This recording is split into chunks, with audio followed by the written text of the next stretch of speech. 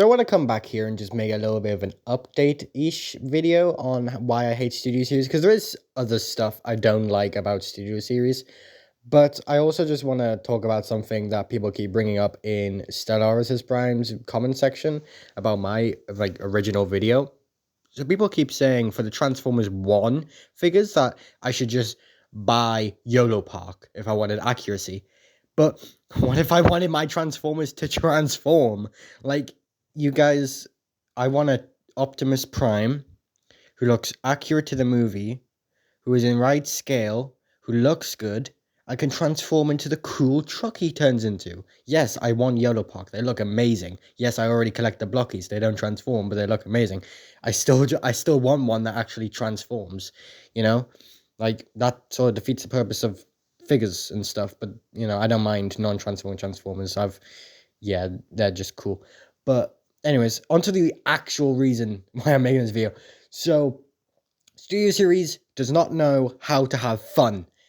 So, what I'm talking about is look at the past of all the mainline Transformers. We've had like repaints and cool stuff. And yes, Legacy, does that, but not at the capacity we used to. You used to get like Transformers Fall of Cybertron, for example. We got Ultra Magnus, who wasn't in the game.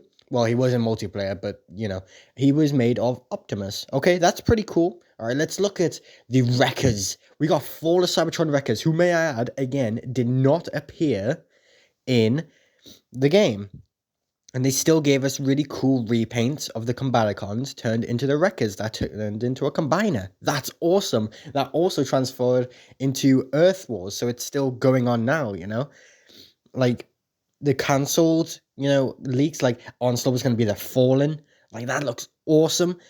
But we don't get that anymore. We aren't going to get that. Like, why would Studio Series, because it doesn't show up in the game, it's not going to get made. What, like, it's such a simple repaint. Like, imagine Studio Series Combaticons and they just repainted them into the Wreckers. That would be amazing, but they won't do it because it's not on screen. And the same goes for Michael Bay's, the Bayverse stuff. If it doesn't appear on screen, then they won't do it. Like Nightwatch Optimus Prime, one of the most highly requested Optimus Prime repaints for Studio Series, and they won't do it because it's not on screen, Which is weird because Thundercracker, wasn't on screen, but that was concept, I guess, now. But even when they do make a repaint, they're boring. I own 3 of these. I own all 3, but look at the Nest recolors. They're just grey and some green on Bumblebee, and that's it. And it doesn't even make sense. Why is Bone Crusher Nest? Ratchet I can understand, and Jeep Bumblebee I can understand, but why is Bone Crusher a Nest? Doesn't make any sense. Why would a Minesweeper? Why would Nest need a Minesweeper? Doesn't make any sense. It's just weird. Like when they actually do get to do repaints, and they just fumble the bags so hard.